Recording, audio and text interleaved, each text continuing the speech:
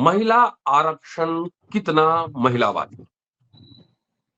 दोनों सदनों से महिला आरक्षण बिल पास हो गया है। लोकसभा, विधानसभा तमाम जगह पे 33% रिजर्वेशन। इसके पहले याद होगा शरद यादव, लालू प्रसाद यादव तमाम नेताओं ने इस बिल का विरोध इसलिए किया था कि उसमें संख्या के अनुपात में एससी, एसटी, ओबीसी महिलाओं को भी आरक्षण दिया जाए, प्रतिनिधित्व दिया जाए।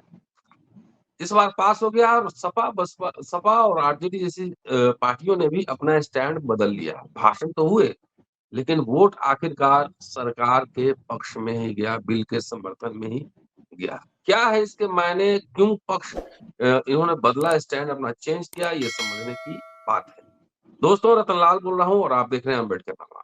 हमारे साथ इस एपिसोड में जाने माने कार्डियोलॉजिस्ट डॉक्टर ओम शंकर। आप सब जानते हैं, अम्बेडकर नाम पे कई बार सुन चुके हैं। बीएचयू से हैं, वो जुड़ चुके हैं और ये डॉक्टर अपना पेशा के अलावा सोशल एक्टिविस्ट हैं, लिखते हैं, बोलते हैं, समाज में काम करते हैं, सामाजिक काम भी करते हैं। ये इनसे समझेंगे कि ये कैसे देख रहे हैं इस महिला आरक्षण बिल को। स्वागत है सर जी। शुक्रिया सर, नमस्ते, जी धन्यवाद, बहुत नमस्ते बहुत धन्यवाद आपका आज सर। हमसे बात करने के लिए, क्योंकि ये समाज का इतना बड़ा मसला है। अगर हम इस पर चुप रहते हैं, बुद्धिजीवी वर्ग जो जी 80% 85% आबादी के साथ सीधा घोर अन्याय हो रहा है, तो इतिहास हमें कभी माफ नहीं करेगी। और हाल के 2-3 दशकों में जिस तरह से हमने वंचित वर्ग की राजनीति को बदलते हुए और करवटें लेते हुए देख रहे हैं, इसमें बुद्धिजीवियों, हमारे आपके जैसे लोगों की भूमिका पहले से ज्यादा महत्वपूर्ण हो गई है। देखिए, इसमें कोई शक नहीं है कि महिलाओं का उनका अधिकार मिलना चाहिए और हम सब इसके पुरजोर समर्थक हैं। लेकिन साथ ही आपको समझना पड़ेगा कि महिला वैसे ही है जैसे कि पुरुष हैं। जैसे पुरुषों की जातियां हैं, वैसे महिलाओं की जातियां हैं। जैसे पुरुषों के वर्ग हैं, वैसे ही महिलाओं के वर्ग हैं। अगर हम उस कोई भी आरक्षण को अगर इस अनुपात में न देखकर महिला को सिर्फ महिला कह देंगे, तो यह उनके साथ अन्याय होगा।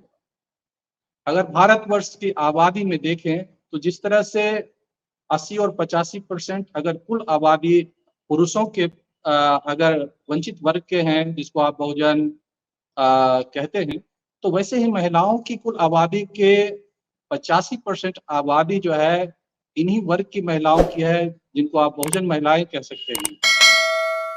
जब आप आरक्षण सीधा सीधा लागू कर देते हैं, तो इसका अर्थ होता है कि ये महिला आरक्षण बिल नहीं होके सवर्ण महिला बिल आरक्षण बनकर रह जाएगा। एक तरफ वो दलील दे सकते हैं कि नहीं, इससे तो हम तो सिर्फ महिला की बात कर रहे हैं, ये तो कोई भी ले सकता है इसका लाभ। अगर कोई भी लाभ ले सकता है तो फिर कांग्रेस और बीजेपी दोनों तो ज्यादातर देश में संगठनें और उनकी पार्टियां हैं और उनके पास सैकड़ों हजारों टिकट वो बांटते हैं, तो उसमें 33 क्यों 66% महिलाओं को वो प्रतिनिधित्व तो दे सकते हैं। फिर आरक्षण लाने की जरूरत क्या है? और ये दलील बिल्कुल ही थोथी है।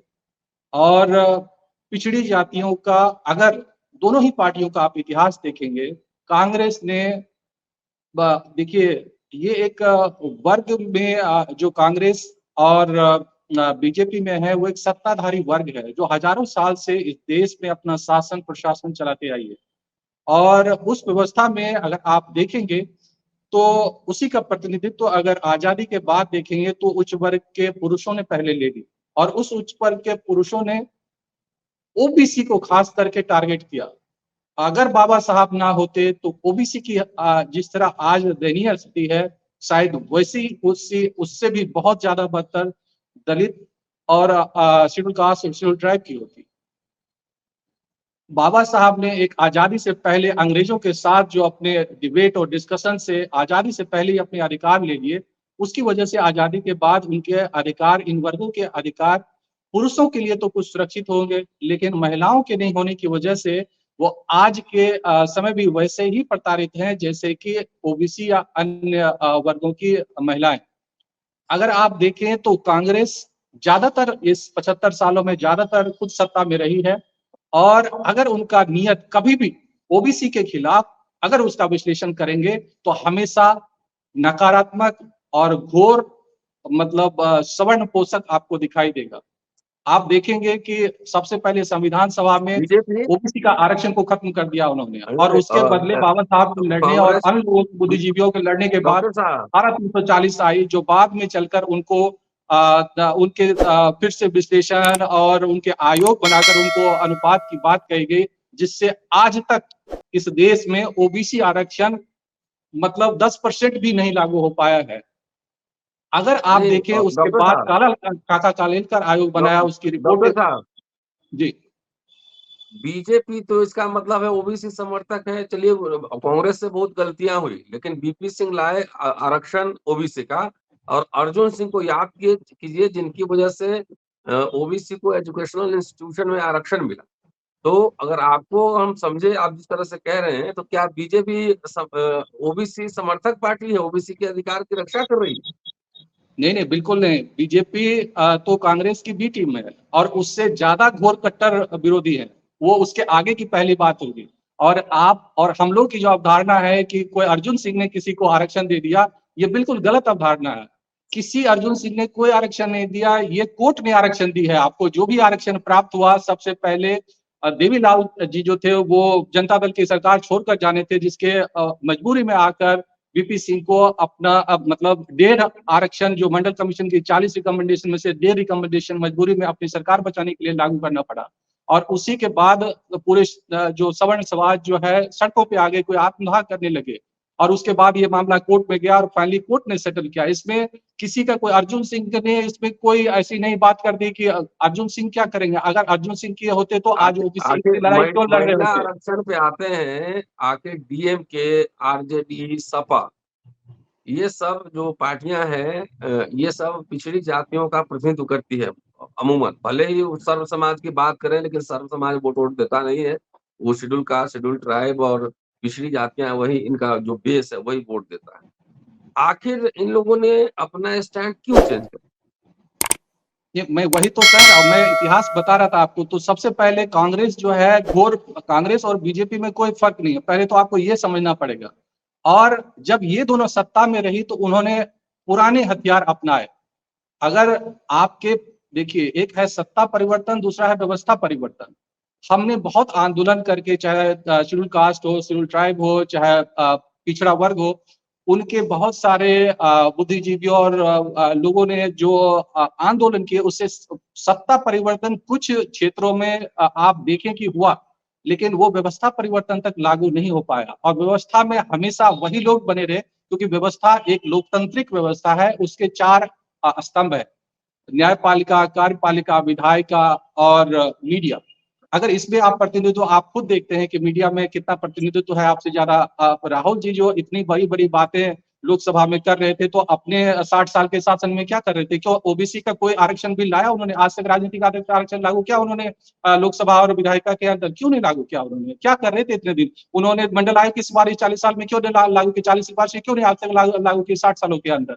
बीजेपी आने के बाद तो उससे भी ब्रूटल हो गई। उन्होंने तो सीधे के सीधे आरक्षण व्यवस्था को ही खत्म करने, मतलब जो आरक्षण मुक्ति की व्यवस्था जो उन्होंने दिया नहीं, और जो दिया बीजेपी ने, उसके आगे बढ़कर उस सारी व्यवस्था को खत्म करने की कोशिश की। और इसके साथ ही आपके वर्ग के नेताओं को डराया धमकाया ईडी सीबीआई से, जो अपने अपने कमजोरियों को छुपाने के लिए डर से इनके सामने वोट देकर सरेंडर कर रहे हैं।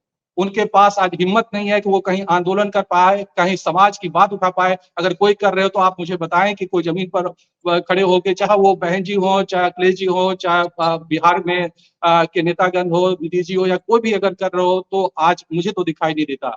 और इसीलिए आज इस वर्ग की जो दुर्दशा हुई है, उनके आप दलितों को भी और आदिवासियों के भी इसके साथ घपला किया गया कि उनके जो आरक्षण है, उसी आरक्षण में से महिला करके आधा 1/3 काट के कहा कि अब महिलाओं को देंगे। आदिवासियों को भी यही बेवकूफ बनाया।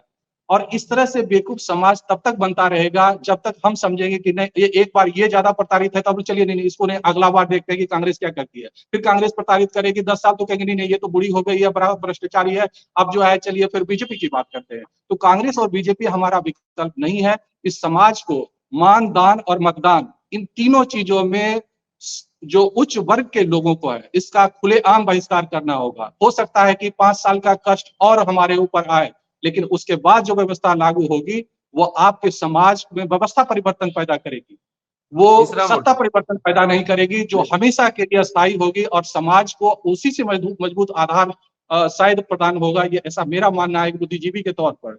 आंदोलन बुद्धिजीवियों को करना होगा। आज हमारी चुनौती बहुत ज्यादा बढ़ गई है, क्योंकि इन नेताओं ने बड़े बड़े अरे भाई, अगर कहे ना कि कल जाके प्रेस कॉन्फ्रेंस कर रहे राहुल जी, अरे भैया प्रेस कॉन्फ्रेंस करने की क्या जरूरत है? आपने तो उससे पहले कह दिया था बिना शर्त में समर्थन देता हूं। जब सब कुछ दे दिया आपने और उसके बाद भाषण बड़े बड़े दिए और काम किसने? तो मोदी जी भी तो वही काम करते हैं। आप में और मोदी जी में क्या फर्क है? वो भी कहते हैं अच्छे दिन लाएंगे, इससे 15 लाख आएगा, ये आएगा, वो आएगा, दलित आदिवासी ओबीसी कोई पिछड़ा गरीब नहीं रहेगा, सब अमीर बन जाएंगे। कहने में तो वही आप भी कर रहे हैं, वो भी कर रहे हैं, लेकिन हम तो काम चाहिए ना। हम लोग बेवकूफ नहीं है, आप बेवकूफ नहीं बना पाएंगे। अब ये समाज बुद्धिजीवी हो गया है, वो पढ़ लिख गया है, उसको समझता है कि धोखा कौन दे रहा है और वास्तविकता में कौन काम करता है। इस कौन चीज कर से रहा है हम उसका जजमेंट करेंगे, ना वास्तविकता कि में? बातों से जजमेंट करेंगे कि वास्तविकता में कौन कौन कितना काम कर इमोशनल रहा भाषण है? दे रहा है। कौन काम कर रहा है वास्तविकता में? कौन पार्टी? क्या वा- आपके क्या विकल्प है? वास्तविकता में अभी कोई विकल्प नहीं है। इसलिए मैंने कहा कि 5-10 साल सामाजिक आंदोलन के लिए बुद्धिजीवियों को सड़क पर लड़ने के लिए तैयार होना चाहिए और नया जो है ब्रिगेड पैदा करना होगा। अगर आप देखिए कि अरविंद केजरीवाल अगर 10-15 सालों में इतने बड़े राजनेता हो सकते हैं, तो हमारे समाज का भी मुझे लगता है कोई ईमानदार नेता सामाजिक आंदोलनों से पैदा होकर वो जमीन से ऊपर उठकर आगे आकर सामाजिक कल्याण की बात करेगा, जो वैचारिकी के आधार पर ऊपर जाएगा, ना कि तोड़ जोड़ की राजनीति और डरा हुआ नेता जो है। आप डरे हुए नेता से कभी कोई मैच या कोई आजादी के आंदोलन नहीं कर सकते। आप हमें अगर आंदोलन में अंग्रेजों से अगर गुलामी से आजादी मिली है, तो उसके लिए लोगों ने जान की आहुति दी है। हमारे इस आज के जो बुद्धिजीवी है, उस वर्ग को भी अपने जीवन को दांव पे लगाना होगा और आने वाली पीढ़ियों के अधिकार की सुरक्षा के लिए हमें अपने जीवन तक को त्याग करना होगा, सड़कों पे उतरना होगा, आंदोलन करना होगा, जेलों में जाना होगा। इसकी परवाह नहीं कर। अरे हमारी आबादी भैया 100 करोड़ के आसपास है। क्या इस देश में कोई ऐसी जेलें हैं जो हमें रख सकती है उसके अंदर? अगर कांग्रेस इतने दिन से न्याय किया होता, तो आज हमारा प्रतिनिधित्व जो वो बता रहे थे राहुल जी, वैसा प्रतिनिधित्व तो उनके में क्या कुछ अलग प्रतिनिधित्व था क्या? वहां पर हमारा रिप्रेजेंटेशन बहुत ज्यादा था क्या? वहां कितने आईएएस बने, कितने आईपीएस बने, कितने जज बनाया उन्होंने, कितने और राज्यपाल बनाए, कितने उन्होंने मीडिया खड़ा किए, इस पर के मीडिया के कितने सारे उन्होंने चैनल में प्रतिनिधित्व दे दिया? कहाँ उन्होंने प्रतिनिधित्व दिया? खाली भाषणों में प्रतिनिधित्व देने से समाज बदल जाएगा क्या? कांग्रेस और बीजेपी एक ही जो पार्ट चीजें हैं, उसके दो टुकड़े, एक सिक्के के दो टुकड़े हैं, अलग अलग हिस्से हैं। और वो 10-10 साल 5-5 साल की सरकार बनाती रहेगी और आपको बेवकूफ बनाते रहेगा। समाज को इसके बियॉन्ड देखना होगा। छोटी दूरी के अगर फैसले हम लेते रहेंगे तो हमेशा एक ट्रैप में फंसे रहेंगे। और यही चीजें, इसी की राजनीति हमारे जो आज के पिछड़ा वर्ग के नेता है। तो इसलिए हमारा जो आंदोलन है इनके विरुद्ध, जो कि इसका हम लोगों ने एक निर्णय जो लिया है, उसके तहत जो है सबसे पहले बुद्धिजीवी और छात्रों शिक्षकों को सड़क पे आकर पहले तो इस जो बिल है उसको फाड़ के एक दिन पर्टिकुलर जो निर्धारित किए हैं 30 को या जो भी, उस दिन ये बताना होगा कि हम आप नेताओं के गुलाम नहीं हैं। आज समाज हमारा पढ़ लिख गया है, इतने पढ़े लोग हैं, पढ़े लिखे लोग हैं कि हम अपनी आंदोलन खुद लड़ सकते हैं। हम आपके जैसे शैडो नेता नहीं चाहिए, हमें सच्चा नेता चाहिए जो जमीन से लड़कर, जमीन से उठकर गया हो, जो ट्विटर न खेलता हो, जो जमीन पर जो अपनी बात भी नहीं कर सकता, जो अपनी बात नहीं कर सकता, वो हमारी बात क्या करेंगे? उसको हम नेता मान रहे, ये गलती हमारी है। इसको नेता मानना बंद करें और सच को समझे। अगर हम कांग्रेस बीजेपी में अपना यही गलतफहमी इस बार भी हो गई थी, लेकिन सच्चे सही समय पर आकर कांग्रेस ने अपना पुराना रंग, जो उनके अंदर जो स्वर्ण जो उनको पोषक जो उनके मानसिकता है, उसको उजागर कर दिया, जिससे वो एक्सपोज हो गए। उसके ऊपर जो रंगा सियार का जो रंग था, वो बारिश एक ही महिला बिल के बारिश में सब धुल गया और सभी एक साथ होकर जाकर उनको वोट दे दिए। और ये आपके लिए, हमारे समाज के लिए और समाज के भविष्य के लिए, बुद्धिजीवियों के लिए बहुत बड़े चिंतन मंथन और इसको सामने रखकर ही आगे की रणनीति बनाकर लड़ाई करने से समाज का भला होगा। अगर आप शॉर्ट टर्म में इसके बाद ये नेता बुरा किया तो उसके पास खड़े हो गए, वो किया तो फिर उसी के पास चले गए, तो इससे हम ऐसा है, हम घूमते रहेंगे, हम पीछे पीछे उनके घूमेंगे। हम कुर्सी के हकदार कभी नहीं होंगे। कुर्सी मतलब 30 वैसी कुर्सी सितंबर जिसमें कि आपको जितनी आपकी आबादी है उसका प्रतिनिधित्व हर स्टेट में नीति निर्धारक तत्वों में जब तक आप चपरासी बन जाए कितना, उससे कोई फर्क नहीं होगा। आप कितने सिपाही बन जाएंगे, इससे कुछ नहीं होगा। आप बैठकर पॉलिसी मेकिंग में कितने आपका रिप्रेजेंटेशन है कि नहीं, न्यायपालिका में आपके लोग 85% है कि नहीं, मीडिया में आपके पास 85% है कि नहीं, जैसे कि वो जैसे, और हम लोग को अपने शब्दों को सही से यूज करना होगा। ये महिला आरक्षण बिल नहीं, सवर्ण महिला आरक्षण बिल है। ईडब्ल्यूएस आरक्षण जो है अमीर सवर्णों को आरक्षण का बिल है, इसको सही परिप्रेक्ष्य में करना होगा। ये कोई गरीब होता तो उसमें जो इनकम टैक्स नहीं देते हैं वो उनके दायरे आना चाहिए ना। 8 लाख कमाने वाला तो 90 से 95% इस देश की आबादी है, वो कैसे गरीब हो सकता है? तो आपको सवर्ण आरक्षण बिल पहले पुरुषों के लिए, अब महिलाओं के लिए उन्होंने अपने एक तो अपने स्वार्थ थे, उसके अलावा और आज जितने भी जो सामान्य वर्ग का कोटा कहते हैं, सब के सब वो ओबीसी का कोटा है जो सामान्य बना हुआ है, और उसी का मजा सब लेते हैं एक्सेप्ट कि ओबीसी जो अपना अधिकार उनको अपना आरक्षण तो मिल ही नहीं रहा है, उसके अपने जो प्रतिनिधित्व। तो सबसे ज्यादा शोषित आज के समय में अगर कोई है वर्ग, वो ओबीसी समाज है, और इसलिए है कि उसमें एकजुटता नहीं है। वो आसानी से धर्म का झंडा उठाकर अपने वास्तविक मुद्दों से पीछे हट जाते हैं। और जब जैसे एक अभी जो एक मूवी आई है उसमें बहुत सही बात कही है, ये बात हमने आज से 10 साल पहले की थी, हमारे वीडियो रिकॉर्डिंग है, सेम यही चीज मैंने कही थी कि जब नेता आपसे आए वोट मांगने के लिए तो आप उससे सवाल पूछिए कि वो आपको क्या देगा, आप उसको वोट क्यों देंगे। और अगर आपको 5 साल नहीं देता है तो उस नेता को जीवन में कभी वोट मत डालिए, और सब मिलकर सामाजिक तौर पर कसम खाइए कि मान दान और मतदान हम सिर्फ अपने समाज के वैसे बुद्धिजीवी और मजबूत लोगों को देंगे जो सामाजिक आंदोलनों से जमीन पर जुड़े हैं, ना कि वैसे आयातित नेता जो पैसों या अन्य बल के आधार पर थोप दिए जाते हैं। और हम लोग मजबूरन, चाहे शेड्यूल कास्ट का जो कैटेगरी है उसमें भी आरक्षण में हुआ था, बाबा साहब का जो था सेपरेट इलेक्टोरेट का, यही एक सपना था और क्यों वो चाहते थे ये चीज समझना होगा। वैसे ही सेपरेट इलेक्टोरेट ओबीसी को भी मिलना चाहिए, ओबीसी के पुरुषों के लिए भी आरक्षण मिलना चाहिए, राजनीतिक आरक्षण और अन्य जगहों पर जो भी प्रोपोर्शनेट प्रमोशन में रिजर्वेशन, और उसी तरह शेड्यूल कास्ट और शेड्यूल ट्राइब को मिलना चाहिए। जब तक ये नहीं मिलेगा, वो अगर बिना पढ़े लिखे डॉक्टर बन जाएंगे और प्राइवेट कॉलेजों में कहे तो उसके हिसाब से उसमें मेरिट में कोई हनन नहीं होता है। लेकिन आपकी मेरिट अगर 50 से 49 हो जाएगी, जिसको कि पढ़ने का उपयुक्त मौका नहीं मिला, तो वो आपके ऊपर सवाल उठाएंगे कि आप अच्छे डॉक्टर बन पाएंगे क्या? आप इंजीनियर बनेंगे तो आपका भाई साहब, आप जो बिना आज आपको पता है कि उन्होंने जीरो बना दिया। अभी जो नीट का पीजी का आया है, उन्होंने कहा कि आपको अगर 0% है तब भी क्वालिफाई कर रहे हैं। क्या इस पे बवाल मच रहा है? इस देश में कोई बुद्धिजीवी कर रहा है? कोई भी बुद्धिजीवी ने आज तक कहा कि प्राइवेट में जो क्वालिटी जो लोग पढ़ के आए हैं कॉलेज के, उसमें क्या क्वालिटी है? वहां से पढ़ के जो आज डॉक्टर इंजीनियर साइंटिस्ट बने, उसमें क्या क्वालिटी है? क्या उससे देश बर्बाद नहीं हो रहा है? अगर आप मंडल आयोग में जाएंगे तो उसमें एक बहुत ही अच्छी बहस है। मंडल आयोग को मैं निवेदन करता हूं कि हर व्यक्ति को पढ़ना चाहिए, वो दलित हो, पिछड़ा हो, आदिवासी हो, कोई भी समाज हो। उसमें इतनी अच्छी बहस दी हुई, इनके सारे सवालों को अब जैसे कहेगा कि आपके बेटा को मिलना चाहिए, अरे मेरे बेटा को तो वैसे भी नहीं मिल सकता है, मिल ही नहीं सकता है, क्योंकि मैं क्रिमिनल लेयर में आता हूँ, तो मैं तो आता ही नहीं है। लेकिन फिर भी मैं सबसे ज्यादा इसकी लड़ाई लड़ता हूँ, क्योंकि ये समाज के हर वर्गों के समुचित विकास के लिए जरूरी है। जब तक हम इसको नहीं समझेंगे कि हमारी पीढ़ियां, हमारा समाज कैसे मजबूत होगा, तो अगर हम आगे बढ़ गए तो हम अपने समाज को लात मारकर पीछे पहुंचा देंगे। तो आप में से हजारों आज डॉक्टर अंबेडकर बनने की जरूरत है, आज हजारों मंडल साहब बनने की जरूरत है। अगर आप उनके पीछे चलते रहेंगे तो कभी भी आप हमेशा गुलाम रहेंगे, आपकी आजादी कभी सुनिश्चित नहीं होगी, आपका समाज पिछड़े से पिछड़ा होते जाएगा। कांग्रेस और बीजेपी आपके समाज का कोई विकल्प नहीं है।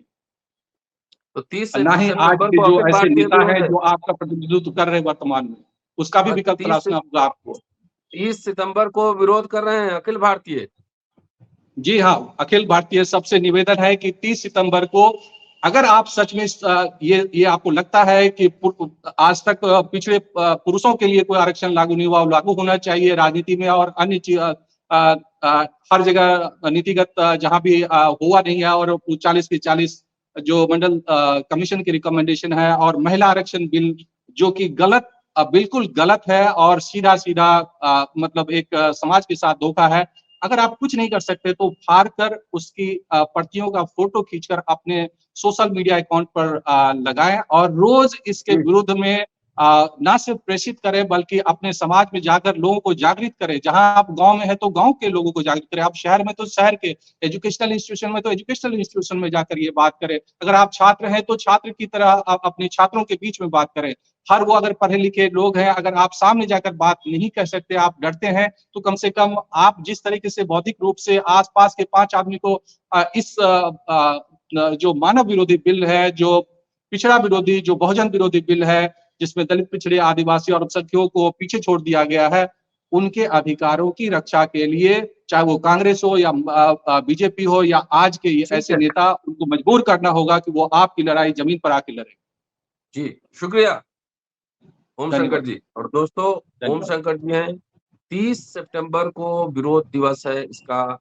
आप जहां भी हैं डीएम को ज्ञापन भी दे सकते हैं, अपने अपने सोशल मीडिया पर डालें, ये ओम शंकर साहब कह रहे हैं। शुक्रिया ओम शंकर जी। ना सिर्फ डीएम साहब को दी जाए, बल्कि विपक्ष के जितने नेता हैं, और पक्ष के नेता तो डीएम के साहब के जो पत्र जाएंगे उनसे उनको पता होगा, और जो विपक्ष के नेता हैं उनको उनके कान में तेल डालने के लिए उनके भी ऑफिस में जाकर, जहां कार्यालय है उसमें जाकर अपना ज्ञापन प्रोटेस्ट में दिए कि आपने वोट क्यों डाला। उनसे सवाल पूछिएगा, आपने महिला आरक्षण के समर्थन में जाके क्यों वोट डाला, अगर उसमें ओबीसी, उसमें दलित, उसमें पिछड़े, उसमें आदिवासियों, अल्पसंख्यकों के अधिकार नहीं थे। तो सवाल पूछे।